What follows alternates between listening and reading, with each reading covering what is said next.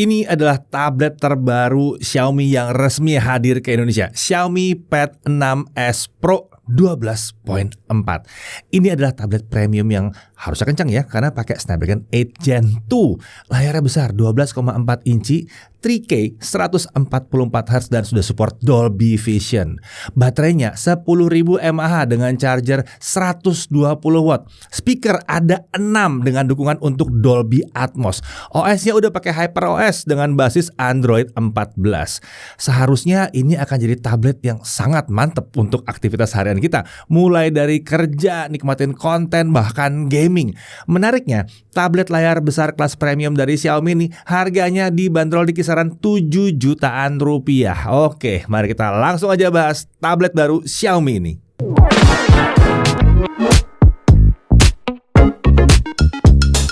Ya, Xiaomi Pad 6s Pro 12.4.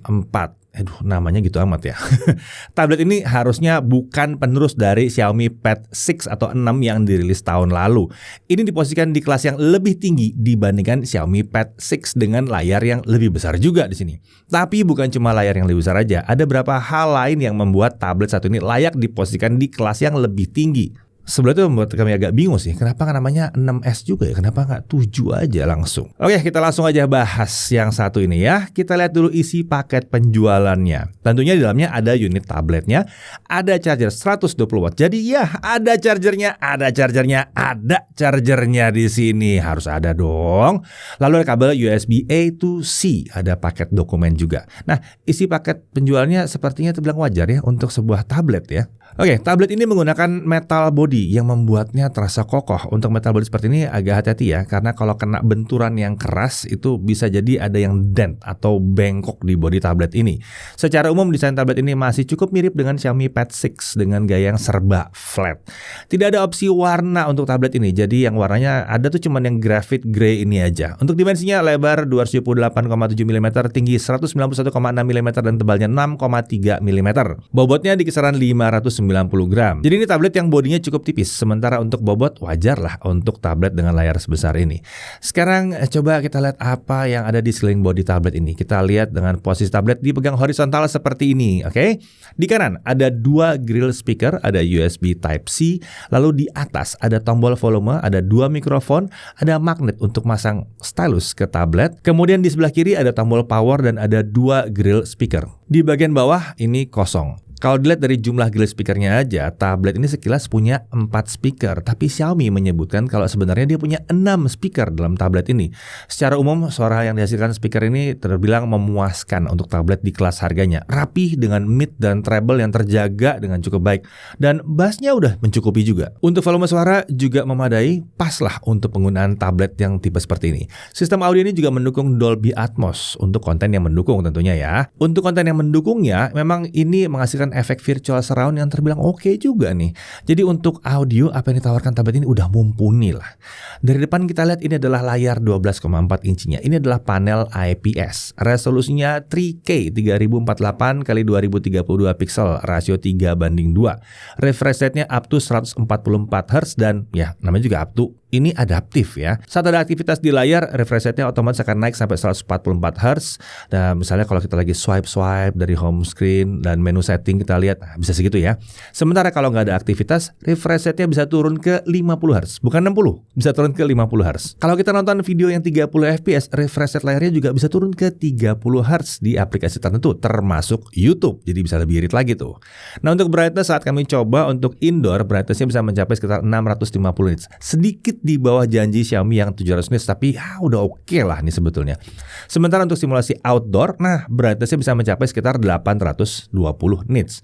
Untuk color gamut ada 3 preset color SIM di tablet ini. Hasil color gamut masing-masing preset bisa dilihat di tabel ini ya. Di sini terlihat kalau mode Original Color Pro dioptimalkan untuk 100% sRGB, sementara mode Vivid untuk 100% DCI-P3. Di mode Saturated, gamut volume terlihat dilepas, jadi saturasi warnanya tuh tinggi, tapi ya memang agak bleber gitu jadi judulnya ya. Selain 3 preset, ada juga opsi advance untuk fine tuning tampilan warna. Layar ini diklaim Xiaomi bisa menawarkan kedalaman warna 12 bit, yang berarti bisa menampilkan 68,7 miliar warna. Ada dukungan untuk HDR10 dan Dolby Vision juga di sini. Untuk sertifikasi ada TUV Rheinland Low Blue Light Hardware Solution Certified, ada TUV Rheinland Flicker Free Certification, dan ada TUV Rheinland Circadian Friendly Certified.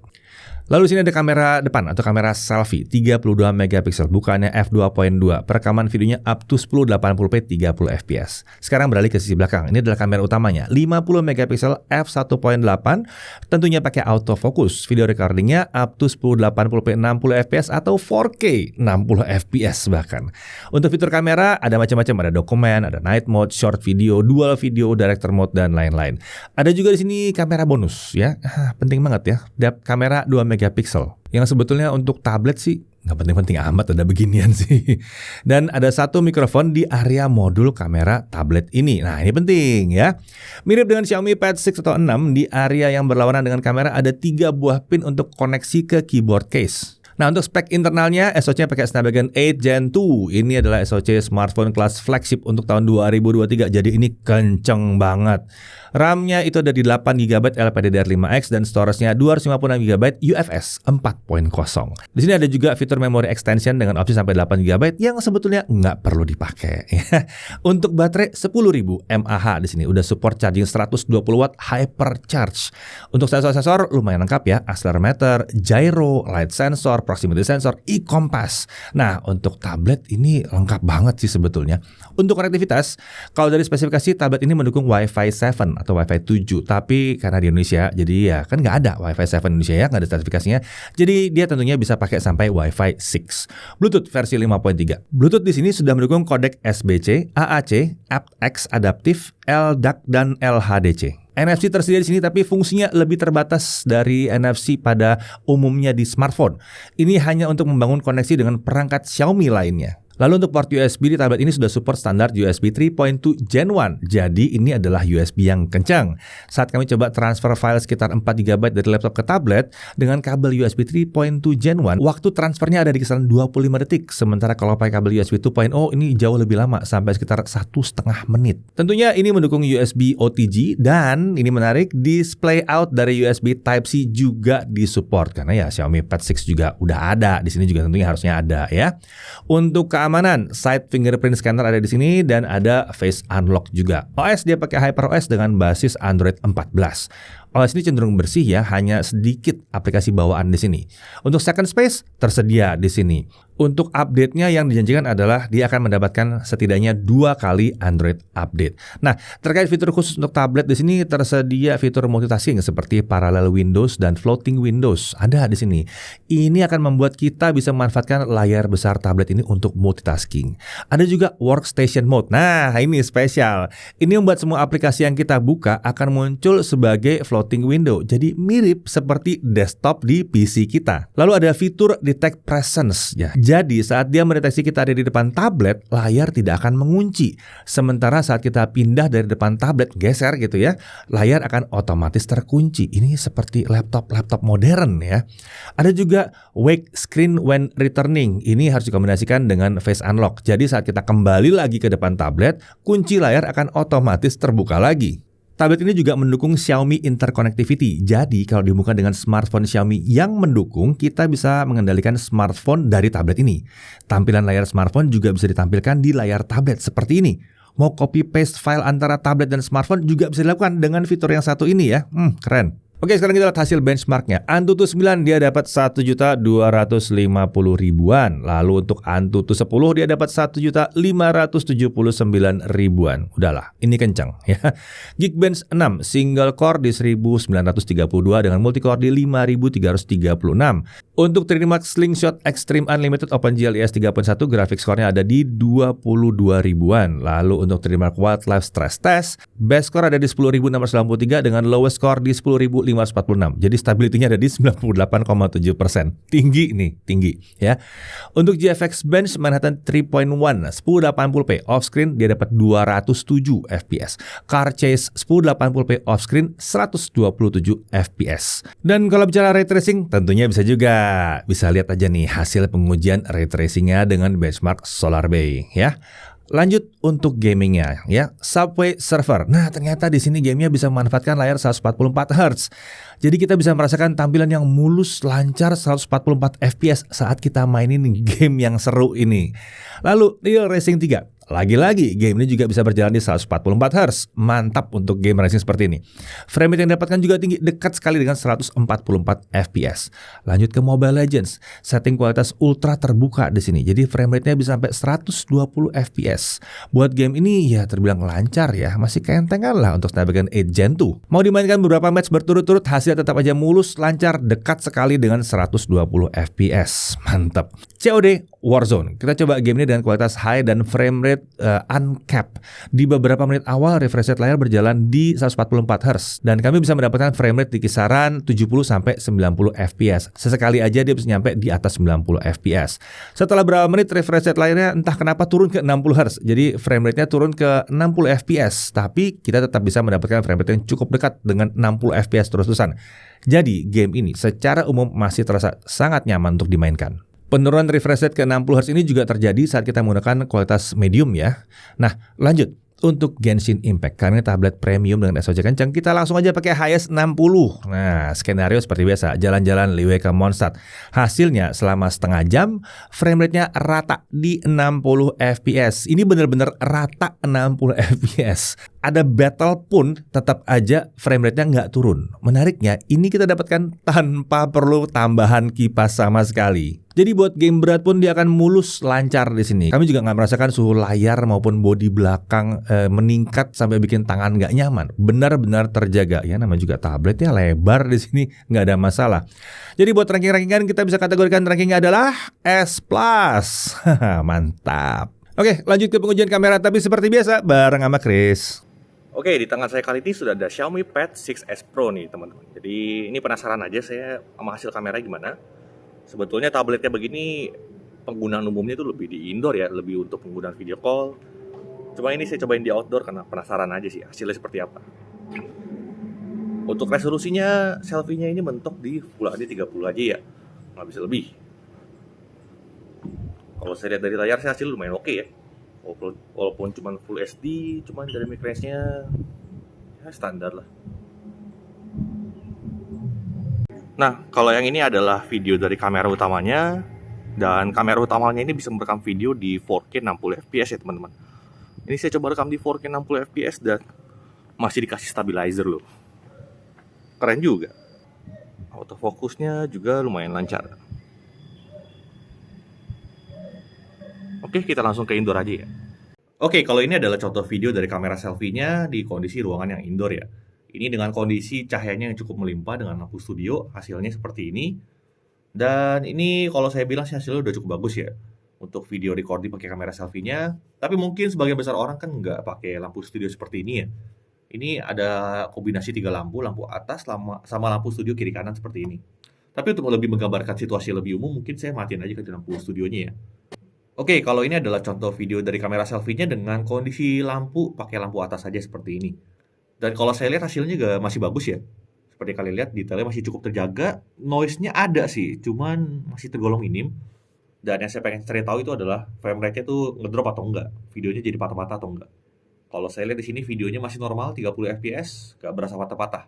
Nah, kalau yang ini adalah contoh video dari kamera utamanya Xiaomi Pad 6s Pro. Menggunakan kamera utamanya di resolusi 4K 60 fps. Seperti kalian lihat kualitasnya jelas paling tinggi ya di kamera utamanya ini. Dibanding kamera selfie tadi, kamera selfie-nya aja udah bagus, tapi di kamera utamanya lebih gila lagi. Jadi meskipun tablet kamera utamanya ini nggak kaleng-kaleng loh teman-teman. Dan meskipun dengan lighting seadanya seperti ini, hasil kamera utamanya ini tetap luar biasa. Nice. Oh iya, buat yang suka nanyain kalau dipakai untuk video call, fitur ganti background-nya bisa jalan atau enggak?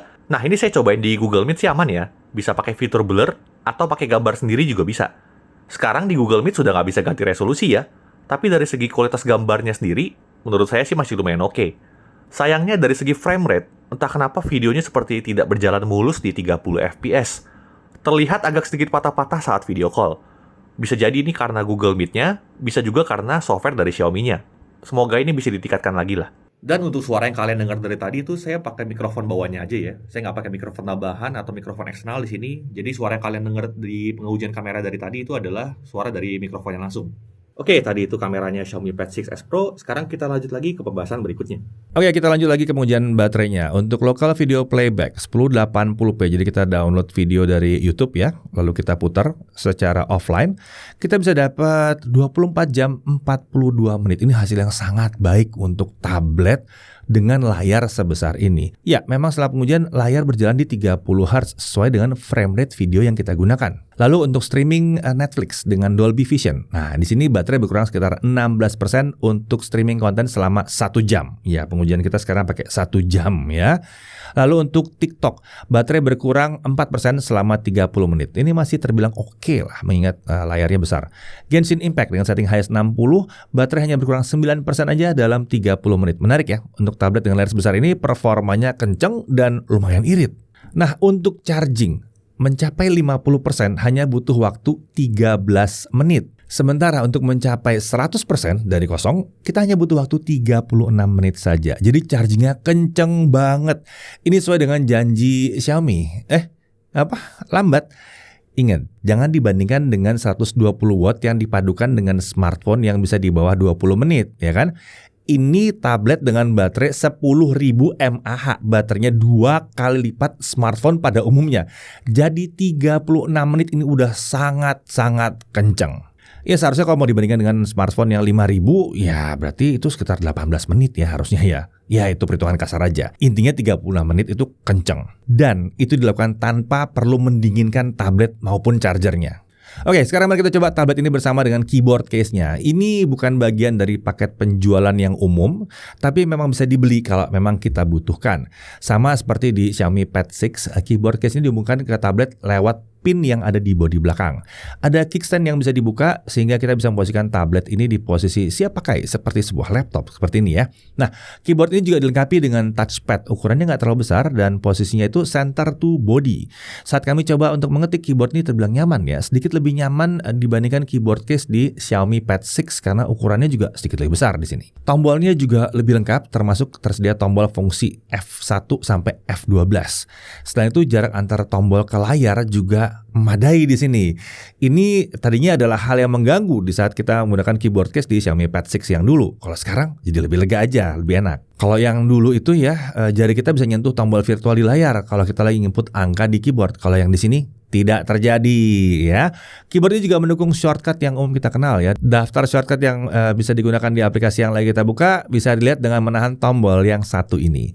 Bahkan sebagian dari skrip untuk video ini ya benar-benar dikerjakan di tablet yang satu ini dengan menggunakan keyboard case ya dan aplikasi Office yang kita dapatkan dengan mudah di Play Store. Oh ya, keyboard case ini juga dilengkapi dengan backlight. Ini cukup langka sebetulnya ya. Nah, selain keyboard case ada juga aksesoris stylus untuk Xiaomi Pad S6 Pro 12,4 ini yang disebut Focus Pen. Stylus ini mendukung 4096 pressure level dan bisa digunakan untuk menggambar di tablet ini dengan nyaman. Nah, untuk koneksi, stylus ini pakai Bluetooth dan untuk nge-charge-nya ya tinggal ditempel aja ke bodinya. Tentunya di tempat menaruhnya ya. Jadi dia akan nge-charge secara wireless. Ya untuk gambar, kelihatan ya di sini nyaman, nggak ada masalah.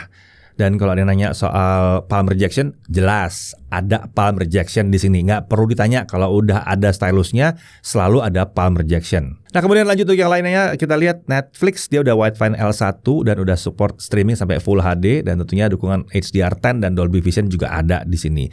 Sementara untuk audio, ada juga dukungan spesial audio yang bisa memanfaatkan sistem audio yang di tablet ini untuk virtual surround. Untuk YouTube tentunya bisa streaming sampai 4K 60 dengan HDR aktif dan tidak ada masalah dengan HDR-nya. Haptic feedback ya nggak ada, ini kan bukan handphone. Untuk Wi-Fi sharing bisa lewat menu portable hotspot. Untuk layarnya ini bisa input berapa jari? Kalau kita coba bisa sampai 10 jari. Sayangnya kita nggak nyoba lebih dari 10 jari ya, karena jari kita emang cuma 10 ya di tangan. Nah untuk harga, karena ini varian yang lebih premium dari Xiaomi Pad 6, harga tentu lebih tinggi ya. Xiaomi Pad 6s Pro 12.4 ini dijual dengan harga 7.999.000. Terbilang wajar untuk apa yang ditawarkan, bahkan sangat-sangat wajar. Sementara untuk keyboard case dan stylus-nya kalau dibutuhkan harganya bisa langsung cek ke Xiaomi ya. Ya setidaknya kalau dijumlahkan pun masih oke sih untuk performanya dan kemampuannya. Oke, kita masuk ke hal yang perlu diperhatikan. Pertama, tablet ini tidak mendukung konektivitas seluler. Jadi koneksi ke internetnya hanya via Wi-Fi saja. Lalu di sini tidak ada slot microSD, jadi pastikan storage yang 256GB itu udah cukup di sini. Kemudian belum ada IP rating di tablet ini. Ya memang agak langka sih tablet punya IP rating. Lalu kalau kita pakai keyboard case-nya, bobotnya jadi di atas 1 kg. Ini lebih berat dari beberapa laptop tipis dan ringan yang tersedia saat ini. Kemudian perlu diingat, kalau keyboard case dan stylus ini bukan bagian dari paket penjualan. Jadi kalau butuh harus dibeli terpisah. Palingnya ada lah ya.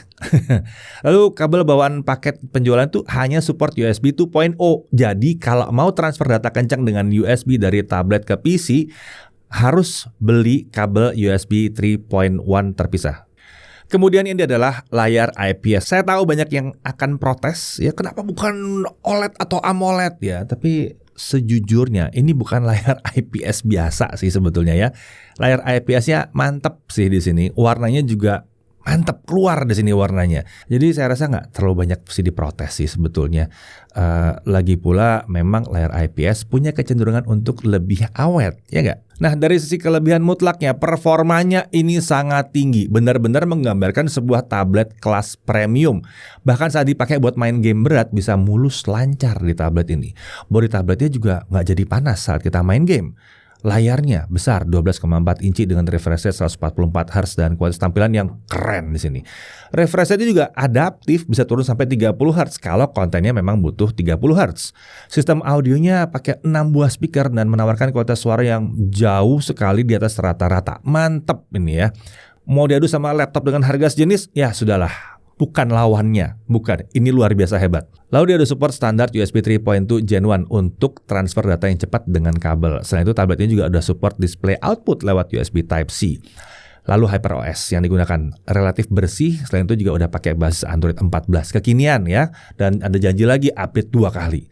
Ada fingerprint scanner juga di sini dan fitur pendukung penggunaan tablet ini udah ditingkatkan ya, termasuk untuk multitasking yang lebih nyaman dengan workstation mode. Jadi ada kayak desktop mode-nya di sini. Ya mirip-mirip kayak Samsung Dex gitu deh, ya.